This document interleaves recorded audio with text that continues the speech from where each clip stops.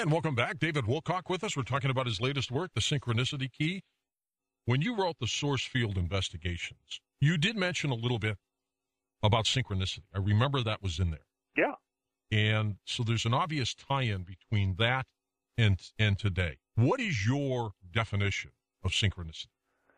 Well, synchronicity was coined by Dr. Carl Jung, who was a contemporary of Sigmund Freud, who I was reading about back in college. And he defines synchronicity as the similarity between one or more events that shouldn't have any relationship to each other otherwise, but there's some mysterious connection between seemingly disconnected events. See, but I wonder, David, if we generate the events or if this force that's out there that creates this synchronicity generates it. That's a good question, and I believe the answer is that there is a greater force involved, and I believe that on one level the force is ourselves and our own soul. On another level, there's a collaboration with other people's souls, and we're all talking to each other on some other plane of existence. Then I think there's also higher beings that are not incarnate on Earth that are helping coordinate it, and those beings in turn are coordinating the intelligent directives of living planets, stars, and in fact the galaxy itself. Because in my model, it's a living universe. A living universe. It's a living, thinking universe. Is it is made of stuff that thinks. Is it a God-driven universe? A lot of people call it God. You know, that's a sort of a gender-specific term that has a lot of emotional charge for some people, but we can go with the word God. I mean, it's totally appropriate. As we're talking about this God function in the universe, are you saying that synchronicity is determined, or do we create it? Well, I mean, I'd say it's both, really. You know, it could be either one. There are some things that are determined, and there are some things that we do appear to create.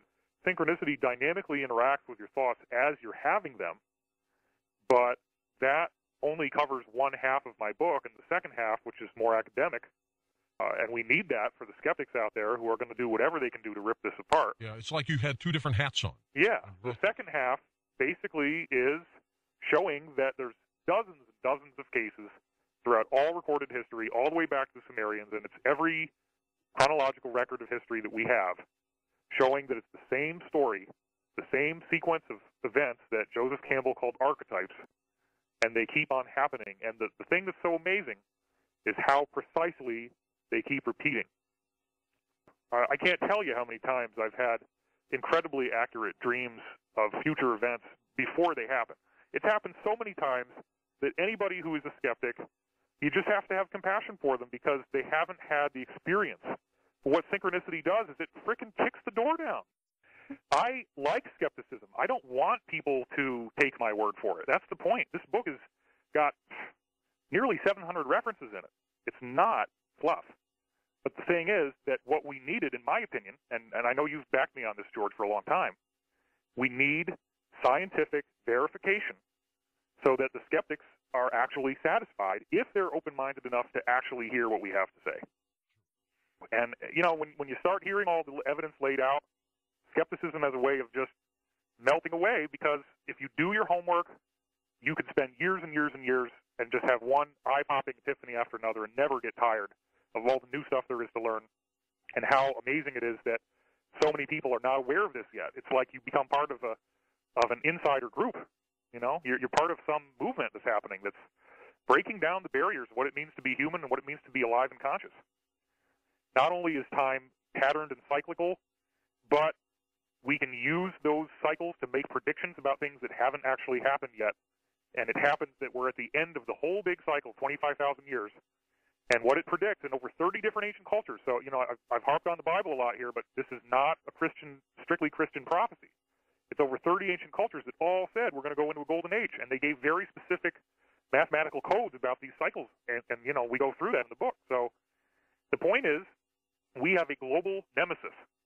Now, skeptics, to some degree, have been influenced by this force that tries to take anybody who looks at the very real corruption in our world and marginalizes them. And so there was a fascinating scientific study that just came out the other day, and I love to quote references, but I don't remember who it was because I just read it and I haven't written about it yet. So I will just have to say there was a study right for now, but I'll have it in an article coming up. And a group of scientists recently researched why people laugh. And it's amazing that it's been so long before somebody really got into that. And what they ultimately concluded was that similar to things like hunger or thirst or sexual arousal or being tired and wanting to go to sleep, that our biology has given us a basic mechanism that wants to look for errors and mistakes in our environment and tickles our brain when we find a mistake or an error in our environment. And that's the basis of all humor. That's why we laugh. After all this scientific research they did, that's the conclusion they came to. And I think they're right. John Cleese from the Monty Python Flying Circus said that humor is about embarrassment, and you're embarrassed when things don't go the way they should for you because there's an error or mistake in your environment.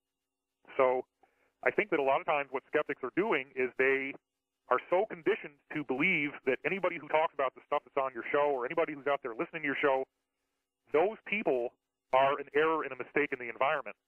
And these skeptics are so much that they get such a serotonin rush, such a high off of being right and making other people wrong, that it is like an addiction. And then they start trolling, and they start writing all these hateful comments in discussion forums, and every time they do that, they're getting high. And they're actually getting high off of, denigrating people. But I make a very interesting, there's a whole chapter in the book where I talk about the scientific proof of energy vampires and the idea that we actually all have a certain degree of vital energy and that other people can, in fact, absorb your vital energy by denigrating you, humiliating you, shaming you, and creating a negative emotional state in you. And I actually spell out with a great deal of scientific evidence that this actually works and that people can get totally addicted to that rush that they get because there is an energy transfer. They actually do absorb your energy. And on a microbiological level, we see it happening in laboratory experiments. My favorite one is Wilcock, where he takes fish eggs and he puts older eggs next to younger eggs, and the older eggs actually suck the life force out of the younger eggs and kill them off. And they're separated hermetically. Now, the only thing they have is optical contact. But if you shield the ultraviolet light from passing between the two rooms, then it doesn't work anymore. So in very specific terms, I talk about the idea that DNA is an emanation from quantum physics, that quantum physics itself is wired for life, and there's plenty of really good scientific points that show that, and we've talked about them on your show plenty of times. And that DNA ultimately is storing photons. A typical DNA molecule has about 1,000 photons zinging back and forth inside of it like a fiber optic cable, and other people can pull those photons out of your body. And when they do, even though it's kind of a bad way to get energy, they will feel more inspired, more alive. They might feel physically stronger. They might feel satisfied in ways they wouldn't before. And they may not even know why. That's true. And we are constantly having these energetic handshakes with other people every time we think about somebody. Here's a weird thing. If you're a celebrity, and both you and I are to some degree, George, though certainly not to the degree of like people in the movies or whatever, but we're public figures. And when a lot of people focus on your photograph, an image of your face, they are actually sending you energy and stimulating your nervous system. We do have hardcore scientific evidence that we are interconnected by consciousness. In fact, just living next door to another person, you will actually, it's been proven by the Institute of Heart Math, you will synchronize your breathing rate, you'll synchronize your heart rate, and you'll actually have similar brainwave activity. And the coolest part is that the person who has the most coherent bodily activity, meaning the person whose brainwaves are the most sort of, you could say, high energy, that will win out over the lower energy. So the positive attitude and all that stuff actually does have a distinctly impressive effect on the environment around us. But here's the deal. All these people who are skeptics, secretly, they very much want to believe, but they also don't want to be ridiculed. And the fear of ridicule, the fear of having your ego torn down by others, the fear of that public humiliation is so often what keeps people stuck to the skepticism. History is repeating itself in cycles of time that are all harmonics, meaning they're all divisible into this grand number that all the ancient mystery schools and religious teachings were obsessed with, which is this unit of 25,920 years that apparently is nothing more than a wobble in the Earth's axis.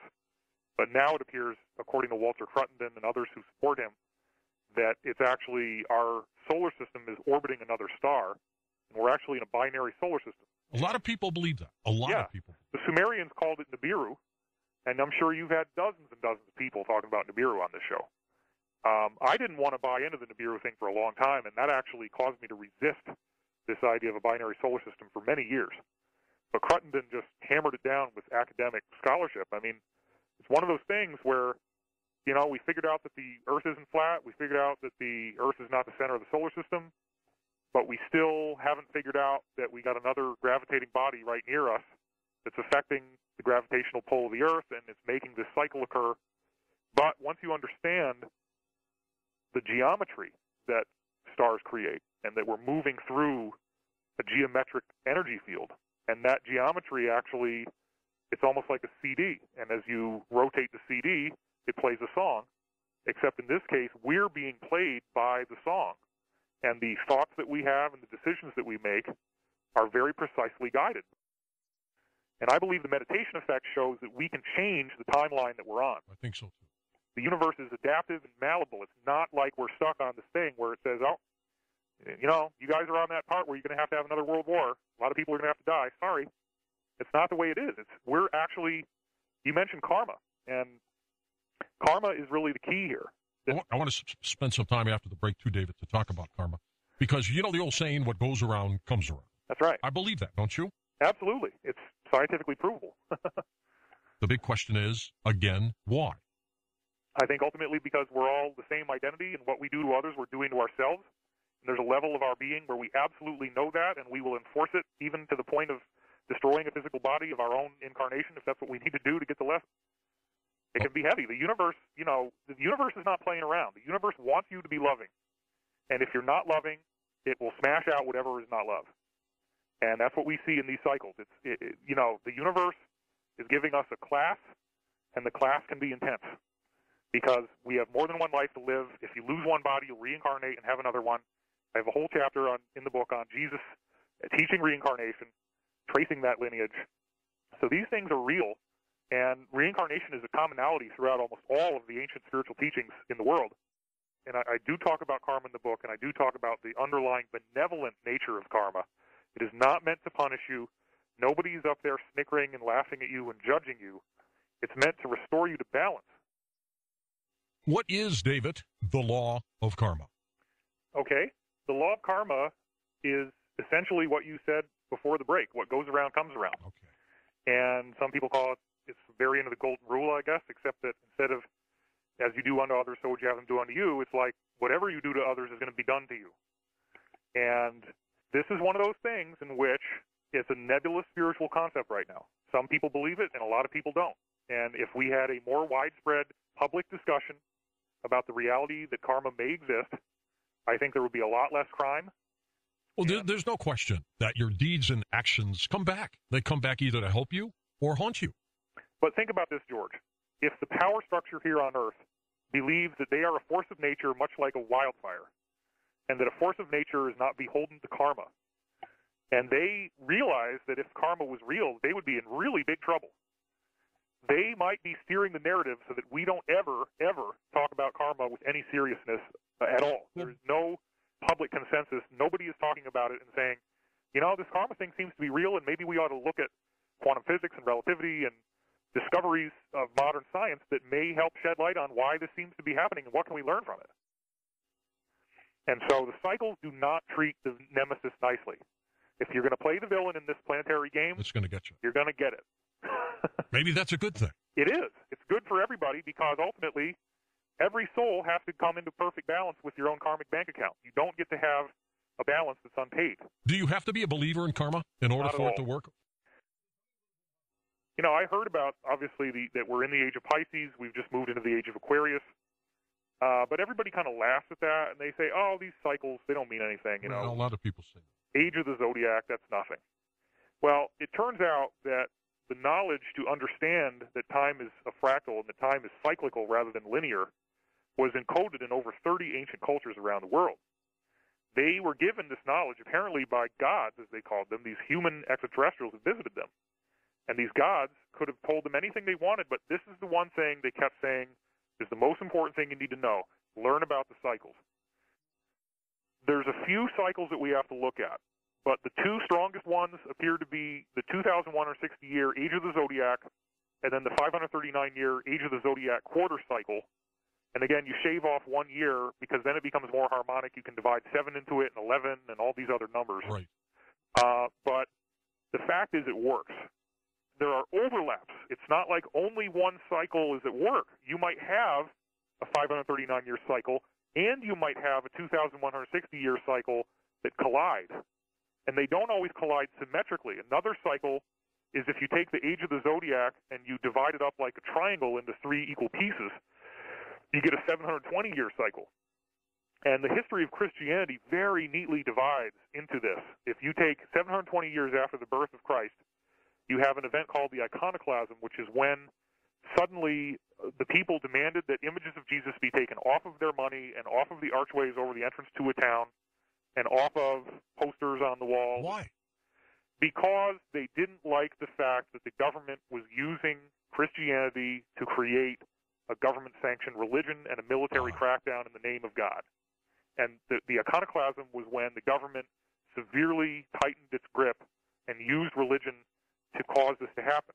Then you go 720 years again forward in the future, and within 1 year, you have the beginning of the Renaissance and the Reformation that collapsed the church and state union and separated church and state, and it collapsed the stricture over the Bible, where you couldn't read the Bible, you could only have it read to you in a liturgy at church.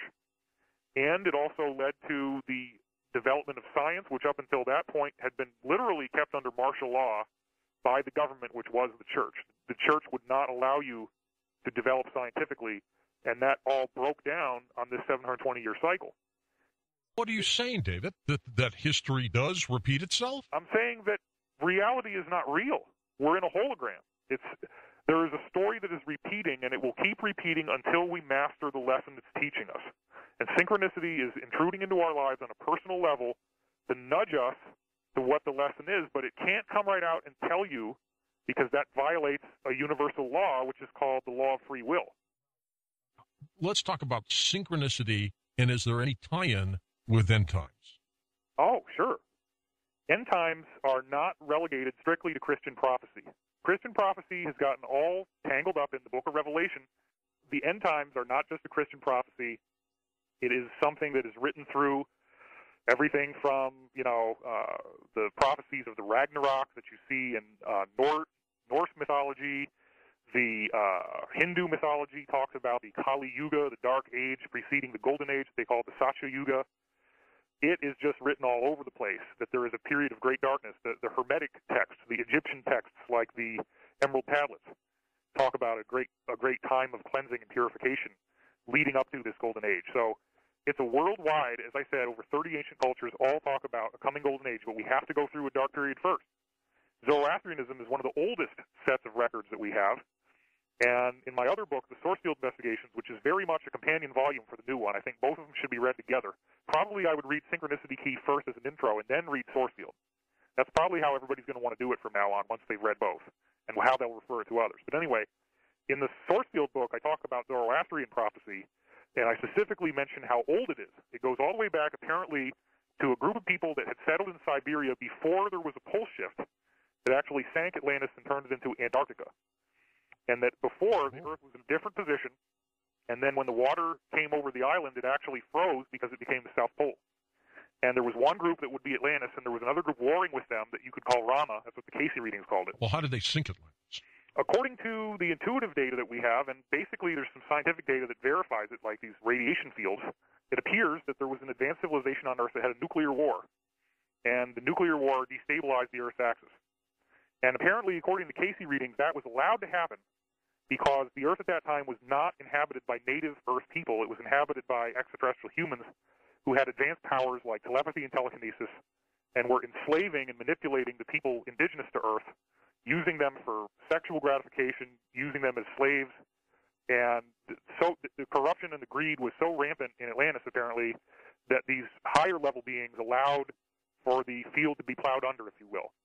And the pole shift caused this massive inundation, and I think, according to Cayce readings, the people of Atlantis mass reincarnated as the people of America, and Americans are working off the Atlantean karma. And we all have this memory of this horrible catastrophe that ended with big tidal waves and tsunamis.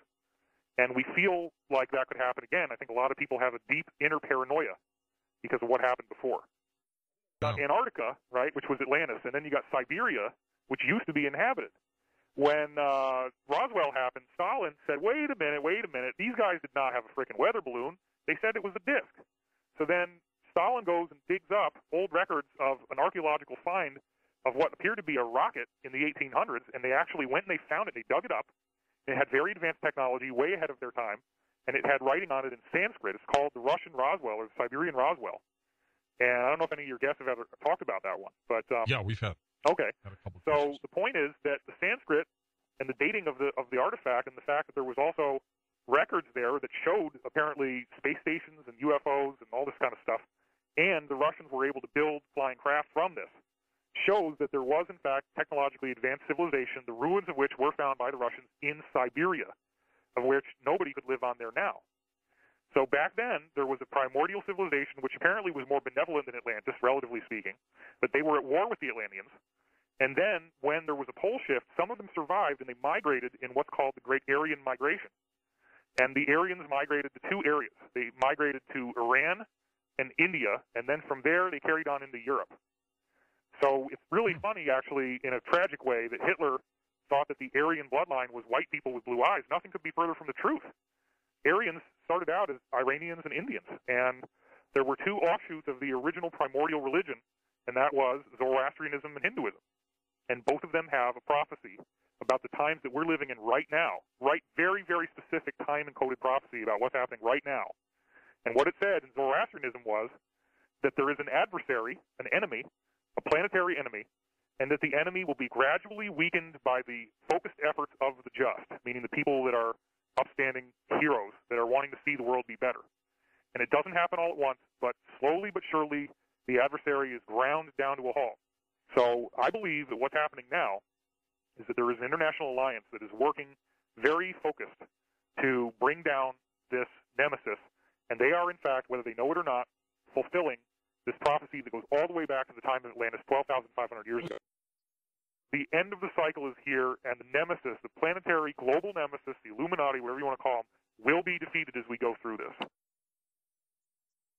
Since 9/11, apparently a very significant counterinsurgency has been growing, and it now involves an alliance between the U.S. military, which is apparently a majority. It's at least 60% and possibly over 75% now, including some divisions of the military are now at 100% support of basically exposing and dismantling the Federal Reserve System.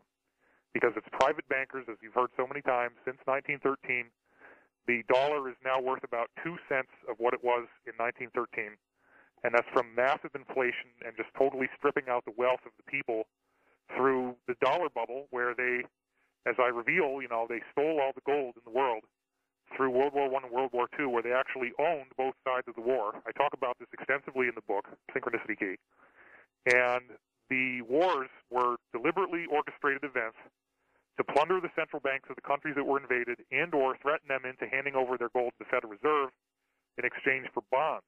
Now, the bonds, in some cases, have a face value of $1 billion, but the Federal Reserve specifically put mistakes in the bonds so that they would never be able to be redeemed with actual American dollars. Very recently, in this past week, Russia Today, a mainstream media outlet in Russia, has come forward with the story of these bonds, and I wrote a whole book on this in January 2012 and February of last year. And then the Russian media picked it up, and I was starred in 6 hours of documentaries, 3 hours on January 16th and 3 hours on January 30th, on prime time on major network Russian television station called REN TV. And what happened was, on the same day, January 16th, that I came out with that show, Germany asked the Federal Reserve to return their gold that had been taken from them in World War II. You call that? That is not a coincidence. When you really get down to the core of it, many of these countries, apparently the Asian countries, 85% of the gold that the Federal Reserve is holding originally came from Asia. And there's a big, big debate now about a shift in geopolitical order that is not going to allow Asia to dominate the whole planet. So there are still business agreements being worked out in which Asia does not become the dominant power in the world just because they had more gold than everybody else did. But we are very likely going to be seeing some extremely significant political events. And by extremely significant, I mean unlike anything you could have imagined. And I think it's going to be so big that it will actually lead to an overwhelming public exposure of all the kind of stuff that your guests have been talking about on Coast for so many years. I think everybody is going to know that the world has been run by a secretive cult that is actually worshiping Lucifer and doing very nasty rituals in many cases. I think the world is going to know that these people systematically invaded 7 branches of our society, including education, science, government, media, military, and that they had a very orchestrated agenda going back to at least 1776, the founding of the Bavarian Illuminati with Adam Weishaupt, and that their objective was nothing less than total world domination and control. And I prognosticated in the book that we were going to see disclosure starting very soon. And in fact, it already is with the NSA stuff. And as I've been predicting, it's going to get a lot more intense. And it's building up to some very significant geopolitical events that will be amazing. I mean, they might be scary when they first happen, but I don't think that's going to last very long. Hey, let me ask you a quick question before the break. Yeah. Your take on what's going on in Egypt, but I want it from your philosophy. I actually think that Egypt, to some degree, may be sort of like a cosmic blueprint of what this whole transitional stage will be like. Mm-hmm. You know, revolutions are nasty. They're not always pretty. And I mean, we're talking about the most entrenched organized crime cartel in the history of Earth. We're talking about a group that has systematically compromised the organs of military, politics, finance, media, education, and science. How the hell do you bring them down? It's not easy. It requires widespread awareness so that when the final events are taken, the actions that need to be done are taken by the people who need to take them, that the public will actually support it and not think of it as some horrible Illuminati takeover of the government. George, just in the last 2 or 3 days, we've had a soldier that comes forward and says that the British military apparently assassinated Princess Diana. That's huge. Huge story. Strange story. We have the U.S. military drugging its own soldiers. We have the government officially admitting that Area 51 is real. They just admitted through CIA old documents that they were the ones involved in the upheaval of Mohammed Mossadegh in Iran. 1953. Yep. There's an attack piece that just came out against JFK that's making LBJ sound like the good guy, and then LBJ did all the things that Kennedy was only paying lip service to. All this stuff, to me, is part of a grander, organized effort by this alliance, and a lot of it is computer hackers in the U.S. military. The anonymous group apparently has a lot of U.S. military operatives in it. I think Snowden is only one example. It recently came out that he was planning on this all the way back when he worked for Dell, and the NSA apparently was Dell's client. So I think this is all part of an orchestrated effort. We've seen very big lawsuits against major banks. We're seeing the huge LIBOR scandal that came out last year that nobody knows what the heck to do with, because it's now public knowledge that all of the financial system is being rigged by the biggest banks. We had the very groundbreaking Glatfelder scientific study that came out in 2011, where they showed that a small group of only about 147 corporations are literally controlling about 80% of all the wealth in the world. And of those 147, the top 50, about 3/4 of them are financial institutions, and you go to the top of the list, and they're all the Federal Reserve Bank companies. Sure, of course. So the whole thing has been exposed, and I'm hoping that this group will step down without bloodshed, because it could be ugly. We could see the airports shut down in America for a while. We might even see communications shut down for a while.